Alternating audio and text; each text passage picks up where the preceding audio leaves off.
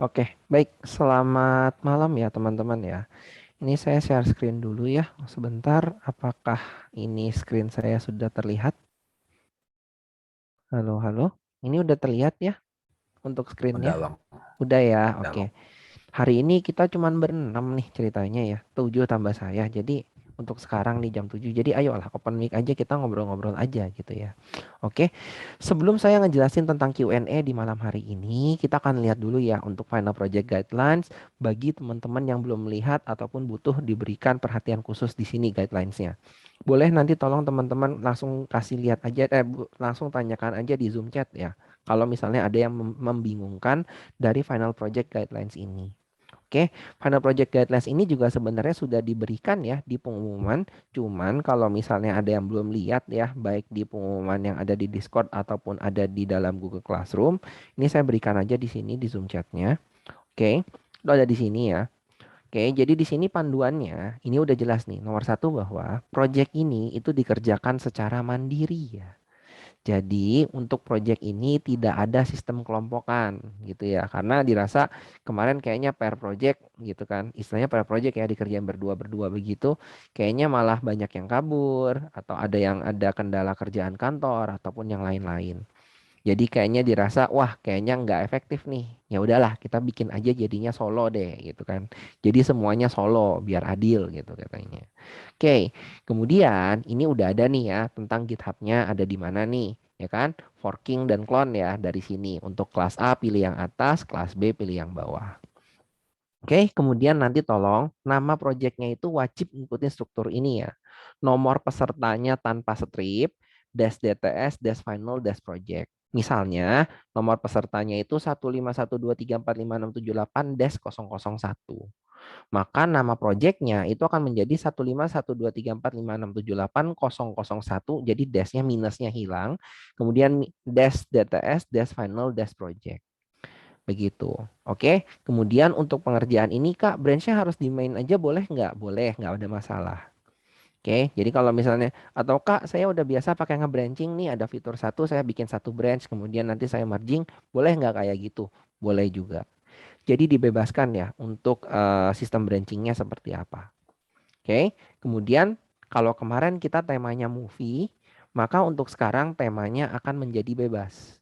Mau musik kek, foods kek, articles atau news kek, sports, education, entertainment, game dan sebagainya itu diperbolehkan. Tapi sebagai gantinya, tema movie kemarin tidak boleh digunakan lagi. Begitu ya. Jadi yang mini project kita kan tentang movie. Jadi untuk yang sekarang itu kita nggak boleh lagi pakai movie. Seperti itu. Oke, kemudian persyaratannya, kalau kemarin kita boleh pakai JSON server sendiri, kalau di sini sekarang kita sudah wajib untuk menarik data API pihak ketiga, oke, atau third party API. Oke, jadi nggak boleh lagi pakai JSON server.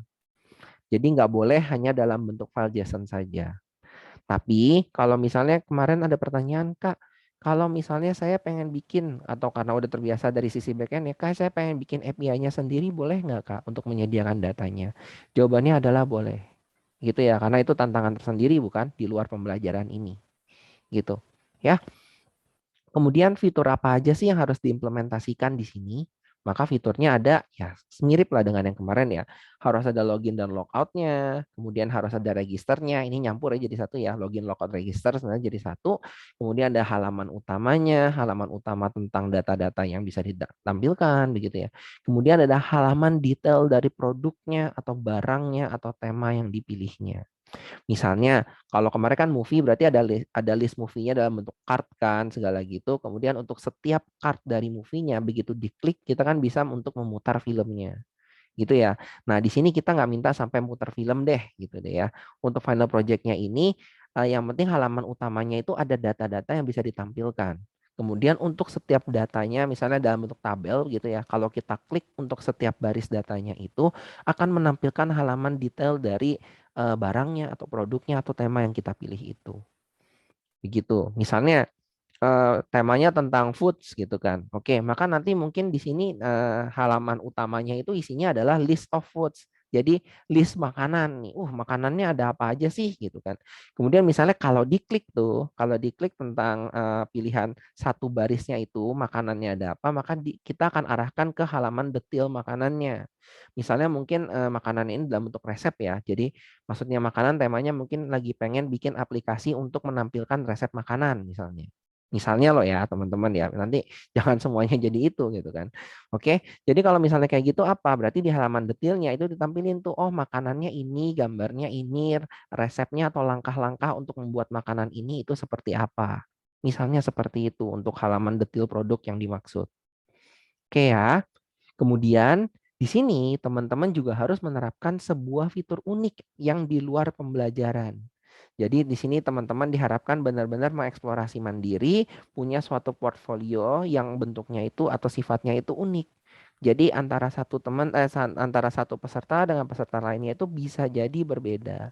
Contohnya apa? Misalnya kita ingin melakukan pencarian. Jadi ada fitur pencarian di dalam aplikasinya kita, di mana setiap kali kita menekan tombol search-nya gitu ya. Misalnya dia akan menembak tuh misalnya kalau tadi makanan ya, oh cari resep makanan yang namanya ini nih gitu. Ada nggak sih nama makanan ini gitu. Atau filtering, sama ya sebenarnya pencarian sama filtering beda tipis ya gitu ya. Kalau pencarian kan ditekan baru itu, kalau filter kan ya udah yang udah ada semuanya dipilihlah satu atau dua atau tiga gitu kan berdasar filter itu ditampilkan. Begitu. Kemudian di sini ada juga form ya atau akan mensubmit sesuatu. Ini misalnya kita pengen nambahin data nih, misalnya kalau makanan gitu kan ya. Oh, kita pengen nih nambahin resep baru nih gitu kan. Maka kita harus menggunakan suatu form kan untuk mensubmit atau menambahkan data tersebut. Begitu. Nah, ini bisa jadi ntar data ini disimpan di mana Kak? Berarti kalau form ini berarti kan harus ada tempat penyimpanan datanya. Nah, itu yang teman-teman harus pelajarin berarti. Begitu. Karena kan form sebenarnya udah diajarin. Submissions juga bisa kan on submit dari formnya. Cuman sekarang pertanyaan disimpan di mananya Kak? Nah itu kan berarti kan harus mempelajari sendiri. Mungkin bisa menggunakan Firestore dari Firebase atau dari NoSQL lainnya. Ataupun ya mungkin bikin nembak dari database sendiri dengan API yang dibuat sendiri atau apa-apa. Begitu ya. Tapi nggak usah sampai se ekstrim itu deh. Pakai Firestore pun sebenarnya udah cukup begitu maksudnya. Oke, kemudian ya ini ya, yang keempat mengenerate sesuatu di luar apa yang sudah disediakan dari API. Misalnya, oh ternyata ini datanya adalah data misalnya ya, kalau misalnya bikin temanya tentang game, begitu kan. Kemudian datanya adalah, oh orang ini tuh dalam 5 menit pertama itu jalannya kemana aja sih, gitu ya. Karakter A ini jalannya kemana-mana aja sih. Jadi nanti dia punyanya datanya cuma seperti itu, koordinat, koordinat, koordinat, koordinat seperti itu. Nah mungkin teman-teman dengan data yang seperti itu, teman-teman membuat heat map-nya. Oh, misalnya dalam 5 menit pertama orang ini itu sukanya itu tuh adanya di tengah-tengah dari peta tuh gitu misalnya. Nanti dibikinin tuh, oh berarti kalau orangnya makin sering, nanti heat map-nya akan semakin panas atau semakin warnanya semakin merah atau semakin gelap begitu. Nah, itu juga bisa ya. Jadi datanya itu bentuknya koordinat gitu kan. Kemudian teman-teman bikin dalam bentuk oh gambar jadinya seperti apa. Jadi mengenerate sesuatu di luar apa yang sudah disediakan dari API. Atau misalnya API-nya menyiapkan datanya dalam bentuk geolocation, kemudian teman-teman ngepinpoint gitu kan. Dalam bentuk petanya. Oh, ada peta nih, saya tahu nih geolocation-nya posisinya latitude dan longitude-nya di mana gitu kan. Oke, kemudian teman-teman pinpoint, pinpoint, pinpoint, pinpoint, pinpoint. Oh ya, seperti itu bisa nggak? Bisa. Menggunakan apa? Nah, itu teman-teman harus nyari sendiri. Mungkin bisa pakai leaflet atau map tiller ataupun apapun itu. Jadi menggabungkan ya gitu kan. Ini yang bentuknya dalam bentuk data visualization atau teman-teman bisa juga membentuknya jadi suatu expert systemnya. Misalnya untuk pencarian data ya. Oh, ternyata kalau misalnya kita tahunya itu tuh adanya oh kalau misalnya orangnya sering misalnya yang data penyakit gitu ya penyakit oh kalau misalnya orangnya itu sering batuk atau sering apa bisa dikategorikan sebagai penyakit demam begitu kan. Nah, mungkin teman-teman bikin tuh kuesionernya gitu kan. Kuesionernya, kemudian question gitu kan. Kemudian dapat jawabannya sehingga mendapatkan oh hasil akhirnya itu ternyata orangnya ini sakit apa gitu. Itu expert system ya. Ataupun yang satu lagi ya ini ya yang mungkin lagi hangat-hangatnya ya chatbot mungkin. Seperti itu. Chatbot tuh apa sih? ya itu ya sesuai namanya ya chatbot ya, bot yang digunakan untuk ngechat kan. Gitu. Jadi teman-teman menggunakan ya dari pihak ketiga juga sebenarnya ada kok buat bikin ini chatbot gitu kan. Jadi ntar kalau ngomongnya halo, ntar dibalas hai segala gitu secara otomatis. Jadi dapat feedback baliknya ketika teman-teman melakukan chat ke tempat itu. Seperti itu ya. Oke. Kalau misalnya dirasa terlalu sulit, ya ada lagi loh fitur-fitur lainnya. Ingat ya, ini cuma sebuah, bukan semua. Oke, jadi pilihlah salah satu yang menurut teman-teman itu unik gitu ya, yang bisa menjadi pembedanya teman-teman dan satu lagi sesuai dengan batasan teman-teman juga gitu ya. Oke, kemudian selanjutnya ada penyimpanan data spesifik user saat login menggunakan database. Oke, jadi ini maksudnya tuh ya misalnya kan kita login sama ini pakai Firebase itu dapatnya cuma username sama passwordnya gitu kan, email sama passwordnya. Mungkin teman-teman ingin Anda menyimpan data pribadinya dari orang tersebut, begitu loh. Oke, jadi kan di sini diminta untuk menambahkan data-data lainnya tuh ya. Berarti dimasukkan ke dalam suatu data, tempat penyimpanan datanya atau database-nya di sini. Jadi nggak boleh hanya di state doang ya, tapi ya disimpannya. Siapa tahu kan, oh ini saya simpannya cuma di array doang nih. Oh ya udah, begitu di refresh hilang. Itu nggak boleh. Jadi benar-benar harus mempelajari fitur yang uniknya tuh. Oh, tempat penyimpanan datanya tuh di mana ya? Gimana ya cara kita pakainya dan kawan-kawan. Gitu. Kemudian yang satu lagi harus ditanamkan adalah sortir ya. Sorting itu nggak boleh ya. Jadi sorting itu sorry kalau dibikin itu boleh, tapi itu tidak termasuk dalam fitur unik di luar pembelajaran ini. Karena apa? Karena untuk sorting ini sudah pernah dibahas. Begitu ceritanya. Oke, kemudian di sini juga ada komponen yang wajib dibuat, yaitu harus ada navigation bar-nya. Navigation bar itu wajib ya, udah pasti ya. Kemudian harus ada footer-nya. Footer-nya itu di mana teman-teman menuliskan nama pribadi teman-teman di sini, gitu. Oke, jadi diharapkan ya semoga sih dengan adanya footer yang nulisin nama pribadi ini, kita nggak kayak kemarin lagi ya, karena kemarin kita sempat kedapatan ya bahwa oh ternyata ada yang ngambil nih dari teman-teman peserta lainnya gitu kan. Tolong ya dibuat sendiri sejujur-jujurnya. Karena ini portfolio kan unik untuk teman-teman sendiri juga. Begitu. Oke, kemudian yang tadi saya ngomongin karena ini mungkin bentuknya dalam bentuk tabel, oke, berarti mungkin dibikin komponen item untuk data satuannya. Kalau misalnya bikin tabel berarti data satuannya adalah data per row-nya mungkin.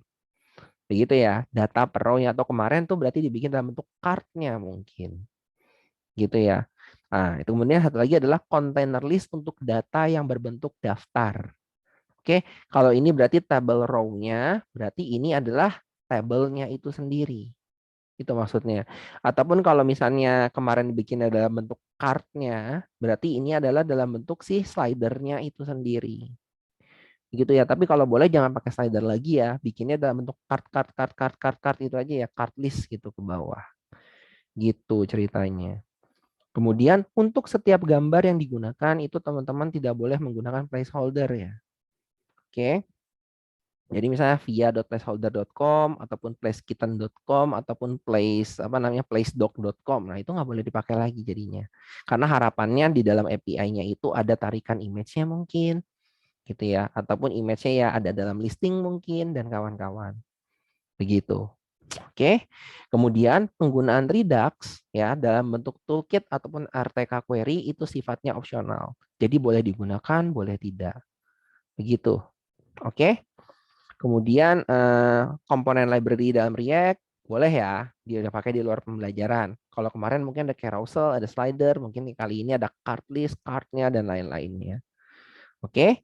Kemudian aplikasi yang dibuat itu wajib di deploy. Oke ya, jadi persyaratan utama itu wajib di deploy ya. Oke, kemudian deadline-nya kapan Kak? Deadline-nya adalah di 4 Agustus 2022 jam 11.59 PM WIB atau jam 23.59. Oke, karena apa? Presentasinya nanti di tanggal 5. Begitu ya. Oke. Dan satu lagi, presentasi akan dipilih beberapa yang terbaik dan unik untuk maju ke tahap presentasinya. Dan sekali lagi, presentasinya sama ya, merupakan technical presentation.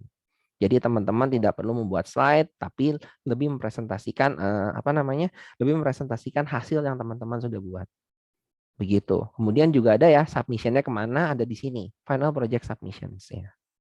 Kemudian ada yang bingung, Kak, kalau saya pengen ngambil API itu dari mana sih? Nah, itu bisa ya. Adik kita udah kasih list nih. Kalau mau yang lokal mungkin bisa dicoba cari di sini. Kalau pengen cari yang public API mungkin teman-teman bisa cari di sini. Oke. Dan yang terakhir dari Rapid API itu teman-teman juga bisa gunakan. Jadi ada 3 nih ya. Di luar dari ini boleh nggak, Kak? Boleh banget ya. Oke. Jadi boleh menggunakan di luar dari referensi yang sudah kita berikan di sini. Gitu. Karena kan API itu banyak banget. Jadi kita nggak bisa sortir lah satu-satu. Gitu. Jadi teman-teman gunakan saja yang menurut teman-teman itu bagus dan mendukung untuk membuat aplikasinya. Kira-kira seperti itu ya. Oke. Kemudian kita akan masuk ke bagian Q&A-nya ya. Kita lihat Q&A-nya ada apa aja sih. Gitu ya. Wow, cuma 20 sampai sekarang. Oke, nggak apa-apa lah. Q&A untuk malam ini. Oke, kita lihat. Saya nggak bisa centang ya. Jadi tetap sama kayak kemarin. Untuk final project ini, itu diperbolehkan nggak sih untuk membuat API-nya itu sendiri? Nah, mungkin ini teman-teman ada yang dari ranah back-end ya, mungkin ya. Jawabannya adalah boleh ya. Jadi, teman-teman boleh untuk membuat API-nya itu sendiri. Tapi sekali lagi ya, ini di luar pembelajaran loh ya. Jadi, tanggung resikonya sendiri ya kalau bikin API itu sendiri. Oke, kira-kira seperti itu. Kemudian, oh ini ada yang nanya juga, boleh nggak sih Kak pakai API di luar list yang diberikan? Jawabannya adalah boleh ya. Oke, jawabannya adalah boleh. Ini ada yang, wah, aduh. Kak, kalau konsum API-nya pakai GraphQL boleh nggak Kak? Aduh. Eh, ini sebenarnya kalau saya pengen jawabnya nggak boleh, boleh nggak ya? Karena begini ya, kita kan mempelajarinya tentang REST API nih, gitu kan ya. Jadi kalau bisa sih stay with REST API.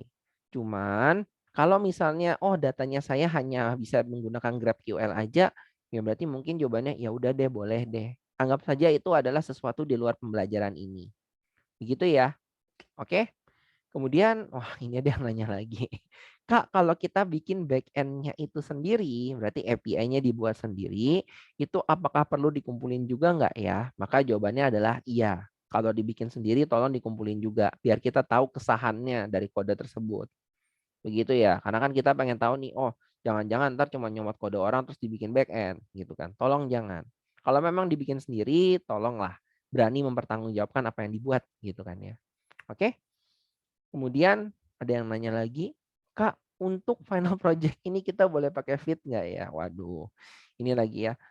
Ini sebenarnya udah dijawab juga ya kayaknya ya. Ini jawabannya adalah tolong jangan. Starting point kita semuanya dari Create React App atau CRA. Jadi tolong jangan diganti dari starting point-nya untuk menggunakan Fit. Oke ya. Bagi teman-teman yang agak bingung maksudnya Fit itu apa? Fit itu adalah salah satu build tools ya atau salah satu untuk starting point-nya kita membuat aplikasi ya. Oke. Dan ini sebenarnya lebih cepat sedikit dari lebih cepat banyak ya daripada Create React App. Itu sebenarnya ya karena ini lebih modern. Cuman dari React-nya itu sendiri sampai sekarang di dokumentasinya masih menggunakan Create React App. Jadi selama itu belum diganti ke Fit, ya kita masih menggunakan Create React App. Karena kita patokannya dari dokumentasi dari official-nya aja gitu. Oke. Kemudian, wah ini pertanyaan yang bagus. Kalau pas kontak ke third party API, mungkin ini maksudnya nembak kali ya. Kalau pas nembak ke third party API, kena course, itu gimana ya Kak? Ini pertanyaan yang bagus. Oke, jadi sebenarnya memang API itu tidak semuanya dibikin sama. Oke ya, proteksi dari API itu bisa berbeda-beda. Ini saya ngomongnya dari sisi keamanan ya, oke? Sehingga ada beberapa API yang memang tidak bisa ditembak secara langsung dari front end. Oke, atau dengan kata lain dari React itu nggak bisa secara auto untuk menembak si API itu kalau kena sesuatu yang namanya adalah CORS. CORS itu apa sih Kak? Nih saya kasih tahu ya. Cross Origin Resource Sharing atau CORS. Oke, di sini menyatakan bahwa apakah dari tempat lain itu boleh sih nyomot data gitu kan. Intinya sih sebenarnya kayak gitu. Dari tempat lain itu boleh nggak sih nyomot data? Gitu ya. Oke. Dan jawabannya adalah belum tentu boleh. Karena tidak semua API dibuat sama. Kalau yang udah terbuka banget ya mungkin boleh. Cuman mungkin ada beberapa yang tidak bisa. Nah, kalau nggak bisa itu gimana? Biasanya itu harus ditembak melalui back end. Oke ya, jadi harus membuat back end-nya sendiri. Tapi kalau kayak gini kan kita nggak belajar back end, Kak. Berarti gimana dong, Kak? Kalau misalnya kena third party API yang kena course ini. Maka solusinya adalah kita nggak punya solusi sih. Jadi solusinya adalah gunakan API yang lainnya. Begitu. Jadi kalau third party API terkena course, maka solusinya untuk sekarang ini karena kita nggak belajar back end adalah menggunakan API lainnya. Begitu. Oke. Makanya kalau kita menggunakan third party API, yang pertama kali harus kita lakukan adalah coba kita tembak pakai si Postman. Ya, coba kita tembak pakai si Postman. Kemudian kita liatin tuh hasil dari Postman-nya beneran bisa nggak atau kena course. Kalau misalnya terkena course, dia akan kena errornya kok begitu kalau dari Postman. Oke, kalau terkena error ya berarti memang tidak bisa digunakan. Kira-kira seperti itu. Karena apa? Semua yang ditembak pakai Postman bisa, berarti di React pun bisa. Jawabannya sih seperti itu. Oke ya, karena ya Postman itu HTTP client begitu. Oke, dia bukan dari sisi servernya. Jadi apapun yang kalau Postman-nya itu bisa, berarti pasti di React kita pun bisa. Itu intinya. Oke. Jadi pilih dulu third party API-nya dari mana gitu ya. Kemudian cobain dulu pakai Postman ya. Kalau misalnya bisa ya udah baru kita bikin deh aplikasinya. Kalau enggak ya mungkin siapin dulu data lainnya. Kira-kira seperti itu. Ya. Kemudian ada yang nanya lagi nih, gitu nih. Adakah template untuk final project? Waduh. Ini ya. Final project ini tidak punya template ya. Oke, karena ini dibuat secara bebas, mandiri, temanya juga bebas. Jadi kita tidak punya template-nya lagi. Oke, dan sebenarnya yang kemarin pun itu nggak ada template kok. Ya, cuman mungkin karena di kelas sebelah ya bikin projectnya itu satu gede ya. Kalau saya kan bikinnya kan kecil-kecil ya. Jadinya tiap minggu bikin baru projectnya. Kalau yang kelas sebelah itu dia lanjut terus. Jadi sampai satu aplikasi gede. Begitu. Mungkin gara-gara itu dibilang template ya sama yang dari kelas Rea B-nya. Begitu ceritanya. Oke. Jadi untuk yang sekarang jawabannya adalah tidak ada untuk template. Karena apa? Karena ya ini udah project mandiri, semuanya sudah sendiri gitu kan. Oke, jadi nggak ada template-templatenya lagi. Oke. Kemudian kelas sebelah itu di mana ya? Kelas sebelah itu kelas B maksudnya, Rea 2B. Itu kan kalau dari slide presentasi kan sebenarnya kelihatan ya. Dari slide presentasi itu kan dari di Google Classroom itu kan selalu kasih dua materi. Materi yang dari sisi web itu berarti yang Rea 2A, materi yang sifatnya presentasi atau bentuknya slide itu tuh dari Rea 2B. Begitu ceritanya. Oke. Kemudian ini kapan ya merchandise-nya dikirim? Oke, mungkin ini yang dapat merchandise kali ya. Oke. Untuk merchandise itu di-pull sampai dengan akhir pelatihan. Baru akan dikirimkan. Jadi yang belum dapat merchandise mohon bersabar ya. Oke.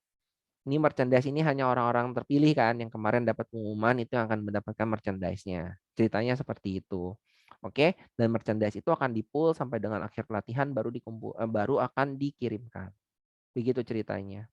Oke? Oke, ada yang nanya lagi. Ini pertanyaan bagus juga sebenarnya. Kak, boleh sedikit tips menggunakan Figma agar menjadi CSS yang kita gunakan dalam project? Sampai sekarang masih bingung dengan template CSS. Sebenarnya kalau pengen lihat Figma yang benar ya, misalnya kayak gini nih, template Figma ya. Ini kan Figma yang kita kasih untuk mini project kemarin ya, begitu ya. Kalau misalnya ditanya ini pengen jadi CSS-nya gimana? Karena kemarin kita tidak memintanya secara pixel perfect. Oke, berarti ya satu halaman ini akan menjadi satu halaman tampilannya kita. Gitu ya. Di sini saya nggak bakal ngomongin tentang export to CSS ya, karena kalau export to CSS jadinya terlalu nggak enak buat kalian. Kita kan lagi belajar ya, bukan belajar meniru dengan sama persis kan. Maksudnya kan kita tidak meminta pixel perfect pada saat mini project ini. Sudah diberitahukan, ini misalnya kalau saya buka nih ya, oke untuk mini project ini, maka sebenarnya yang kita harus buat tuh pertama-tama kalau ngeliat ini tuh apa sih? Sebenarnya yang penting itu dulu ya. Oke, ini kalau kita lihat komponennya, oke atau bagian gedenya itu sebenarnya ada dua. Yang bagian atas ini atau mungkin ada navbarnya ya, yang ada lambang brand M-nya ini. Kemudian adalah yang bagian ini, yang who's watching ini. Itu adalah dua komponen gedenya. Ya udah kita buat itu dulu. Untuk halaman ini berarti ada sebuah navbar dan ada sebuah kontainer yang untuk berisi kontennya itu ada di tengah-tengah. Gitu kan ya. Kemudian isinya apa komponennya itu? Ya isinya ini nih. Who's watching-nya berarti ini apa ya namanya typography who's watching. Kemudian ada dibuatkan yang seperti ini. Ini tuh apa sih? Berarti kan ini dibuat dalam bentuknya ini box biasa aja mungkin ya. Box biasa isinya gambar, box biasa isinya gambar, box biasa isinya gambar, box biasa isinya gambar. Satu box lagi isinya adalah icon plus. Gitu kan, dan tulisan other ini. Oh ya, sorry ya. Box dan tulisan, boxnya itu isinya image dan tulisan, image dan tulisan, image dan tulisan, image dan tulisan. Kemudian ini lambang plus dan tulisan other. Icon ya, ini icon plus dan tulisan other. Kemudian di bawahnya lagi ada sebuah button manage profile. Begitu. Kita tidak minta ini pixel perfect, kita tidak minta ini warnanya pun perfect sebenarnya. Ya kan?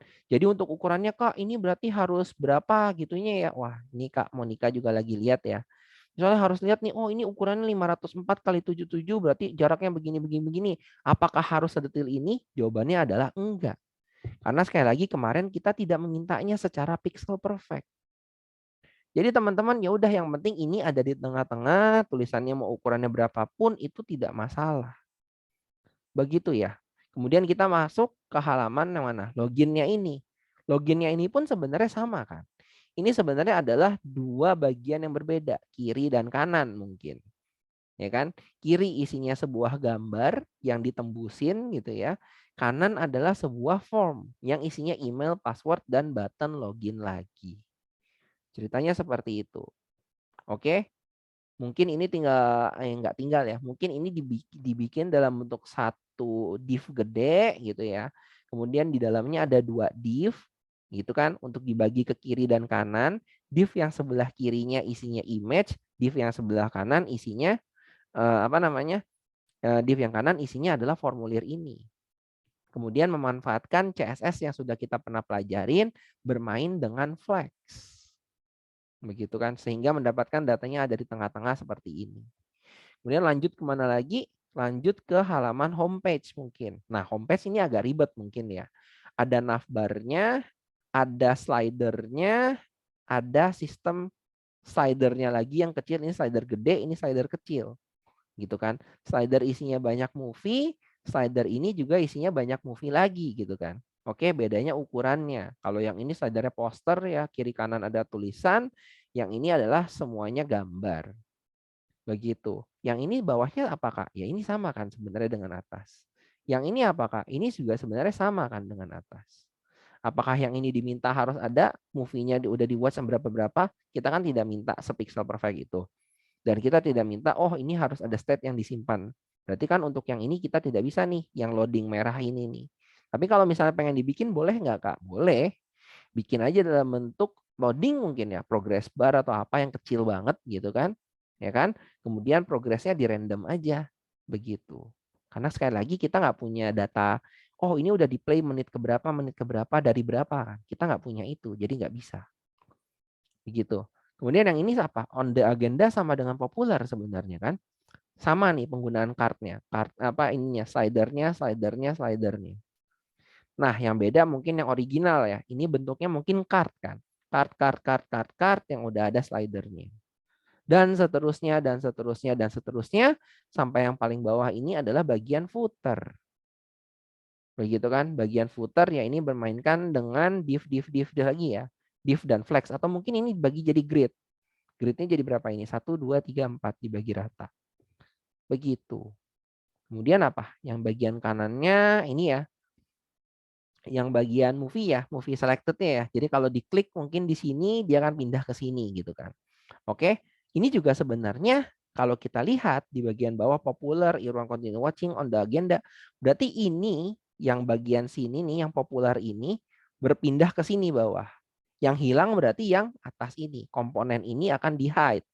Atau mungkin dihilangkan gitu ya. Diganti dengan komponen untuk playing movie dengan descriptions-nya. Gitu kan? Di mana playing movie-nya ini ada tombol play dan more information. Kalau diklik tak, dia akan pindah ke bagian play-nya. Ya ini karena kita kemarin pakai YouTube, berarti kan ini pakai iframe kan.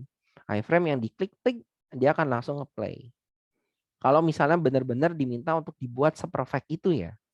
Oke. Sekali lagi karena tidak diminta untuk sepixel perfect itu, yang penting adalah requirement-nya terpenuhi, ya udah berarti teman-teman boleh berkreasi. Kira-kira seperti itu. Dan yang ini kalau diklik tek drop down ya berarti ya drop down-nya ada logout. Kira-kira seperti itu sih ya teman-teman untuk penjelasan dari si mini project ini ketika ingin dibuat dalam bentuk CSS-nya itu katanya. Oke, kira-kira seperti itu ya. Jadi tipsnya ya sebenarnya tipsnya bukan lebih ke CSS-nya ya. Tipsnya adalah bagaimana cara kita memecah komponen React-nya.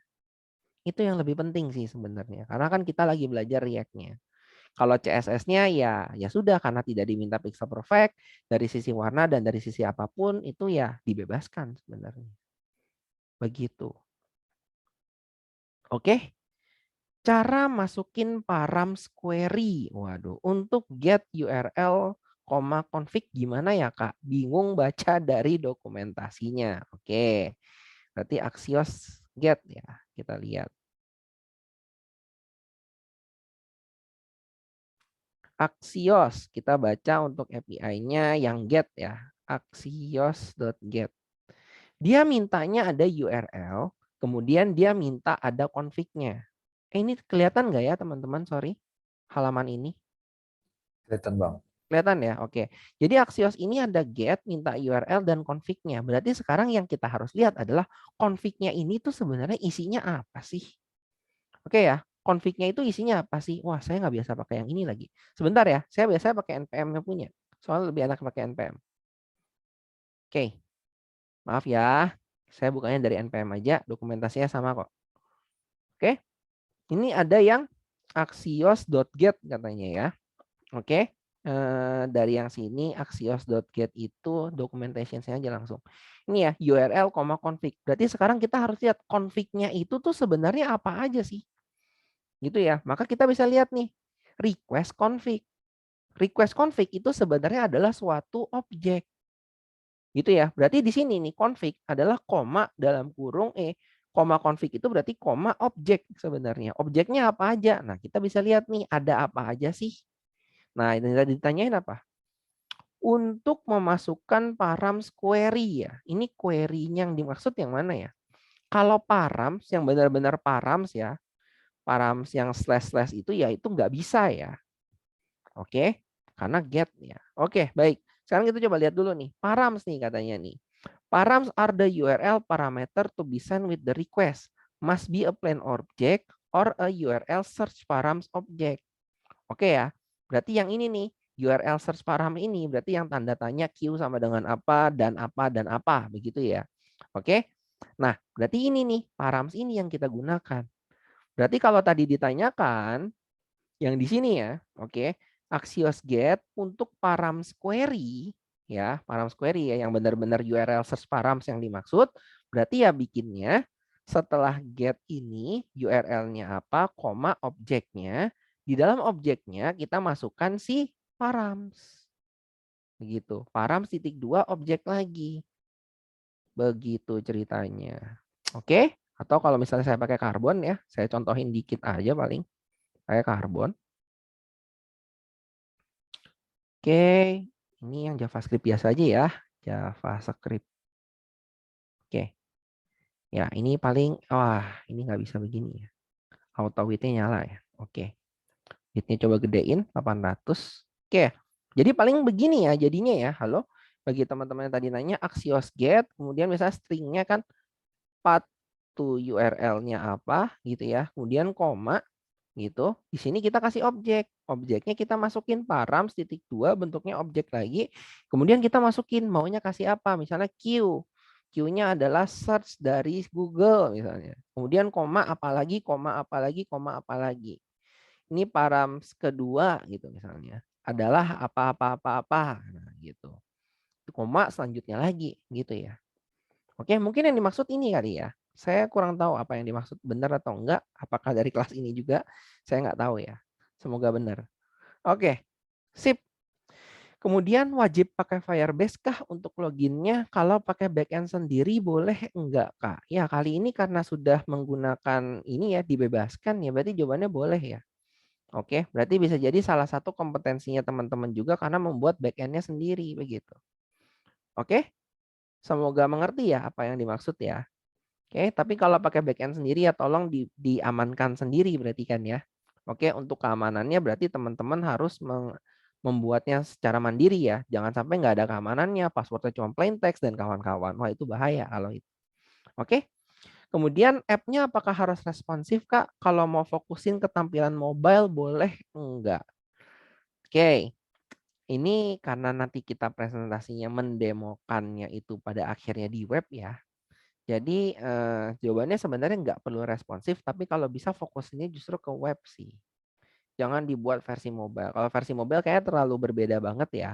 Karena apa yang dipresentasikan kan kita tidak membuatnya dalam mobile. Kita mempresentasikannya, deploy-nya ke Netlify, harapannya kan memang membuatnya web ya, bukan membuatnya dalam bentuk apps. Seperti itu. Oke, semoga terjawab yang menanyakan ini. Kak, apakah Axios support JSON-P katanya? Atau tidak cara untuk menghandle request real time yang menggunakan callback seperti get JSON? Oke, ini pertanyaan yang bagus. Kita langsung jawab aja dari dokumentasi. Axios JSON-P. Apakah ada? Nah, jawabannya ada ya, tapi harus pakai package tambahan. Begitu, adapter ya ngomongnya ya. Oke, adapter tambahan untuk Axios-nya. Begitu. Oke, jadi nggak bisa langsung ya as it is ya seperti itu. Jadi Axios-nya harus dibundel lagi dengan JSON-P. Kira-kira seperti itu. Iya, udah 3 tahun tidak terupdate, betul sekali. Karena ya itu ya JSON-P memang agak-agak ya kalau di Axios itu ya. Coba kita lihat yang JSON Pro ini gimana. Ini 2 years ago juga sama. Atau ya kalau tidak ya mungkin teman-teman bisa menggunakan fetch ya. Fetch manual tapi ya urus sendiri berarti. Agak ribet ya kalau pakai fetch ya berarti. Ini juga ada nih pakai JSON Pro ini ya. Sama juga ini jadinya agak ribet juga. Ini 2 years ago, masih lebih baru dikit. Ini JSON-P support gak ya? Jangan-jangan cuma JSON Pro doang namanya. Iya benar, JSON-P request bisa. Oke. Jadi begitu ya caranya ya. Bagi yang menanyakan tentang JSON-P memang ya agak-agak ya tuh. Doesn't support kalau nggak pakai adapter sebenarnya. Ini jawabannya. Oke, tapi dia menyediakan adapter. Adapter itu maksudnya plugins ya. Anggap aja ini plugins, jadi ya begitu, bisa. Ya, jadi secara langsung tidak bisa, dengan adapter jadinya bisa. Oke? Atau ada tidak cara menghandle? Ya, begitulah. Memang seperti itu ya. Ada kelemahannya untuk masing-masing package gitu kan. Atau ya teman-teman menggunakan package yang support JSON-P untuk nge-fetch datanya. Itu. Kalau mau replace komponen gimana ya Kak? Replace komponen ini maksudnya apa ya? Kalau pengen menggantikan, oke. Kalau pengen menggantikan ya berarti kita menggunakan conditional rendering mungkin. Ya, conditional rendering. Jadi kita menggunakan kondisi ketika terjadi apa, ya jangan di-hide atau di-show. Tapi ketika terjadi apa, ya kita show-kan komponen yang pertama. Ketika kondisi yang kedua, ya kita balikan kondisi yang kedua. Seperti itu. Oke, nih if is login, return-nya user greeting gitu kan. Kalau enggak, return-nya guest greeting gitu. Oke, atau ya pakai conditional rendering yang pakai tanda tanya itu ya, ternary operator juga bisa. Is login, tanda tanya, user greeting, titik 2, guest greeting. Gitu ceritanya. Oke, jadi caranya begitu ya. Replace komponen ya. Mungkin ya itu jawabannya conditional rendering sih caranya. Oke. Kalau mau pakai satu API, tapi parameternya beda-beda, gimana ya caranya? Misalnya, butuh parameter text sama dengan pink. Terus di komponen lain butuh text sama dengan blue. Apakah butuh 2 file API? Ya API-nya tidak butuh 2 ya. Tergantung dari kamu bikin fungsinya bagaimana untuk membungkus teksnya itu. Teksnya sama dengan pink, teksnya sama dengan blue. Berarti kan pink dan blue ini bisa menjadi sebuah parameter. di dalam function yang kamu buat ketika memanggil API tersebut. Begitu ceritanya. Oke, misalnya contoh karbon lagi ya berarti ya. Karbon aja karena saya lagi nggak buka VS Code, karbon now SH saja. Ya, kalau misalnya udah fix ya yang kayak tadi gitu ya. Oke, sebentar saya contohin aja dikit gitu ya, dikit aja. Oke. Jadi ya misalnya kalau misalnya kan kita pakai Axios kan, berarti kan import Axios from Axios gitu kan. Kita bikin tuh fungsi-fungsinya kan Axios instance-nya bla bla bla. Ya udah di sini kita misalnya const ambil data dari backend yaitu adalah biasanya kan begini, bikin jadi fungsi, fungsinya terimanya kosongan gitu kan. Kalau sekarang kan kita udah tahu path to string gitu kan, path to URL gitu ya, URL koma gitu kan. Misalnya dapat apa gitu kan, koma config-nya tadi paramsnya adalah objek, kemudian tadi menerima sesuatu kan. Misalnya lempar parameter adalah sesuatu gitu kan. Nah, sekarang sesuatunya ini kita pengen bikin dinamis kan. Kalau pengen dibikin dinamis ya berarti ini jadiin parameter aja di atas fungsinya. Misalnya apa sih? Misalnya parameter untuk dilempar, gitu kan? Ya udah, berarti di sini instead of kita pakai string biasa, ya kita berikan sih parameter untuk dilempar. Dinamis deh. Jangan lupa karena ini promise, berarti kita bisa return kan? Supaya apa? Karena ini nanti promise, berarti kita bisa async await kan? Seperti itu. Kalau misalnya butuh dipakai di tempat lain, berarti nanti tinggal di export. Ini misalnya loh ya, misalnya ya. Sekali lagi caranya bisa berbeda-beda untuk setiap orang. Oke, kira-kira seperti itu. Apakah butuh dua file API? Jawabannya tidak. Kalau misalnya pengen dibikin dalam bentuk reducer gimana Kak? Ya berarti kan bikin fungsi pasti ininya dibikin jadi suatu fungsi Kak, parameter kan.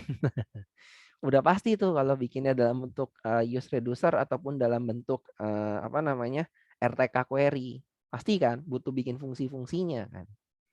Begitu ceritanya. Oke, kira-kira seperti itu ya untuk pertanyaan kita di malam hari ini. Apakah ada yang ingin menanyakan lagi?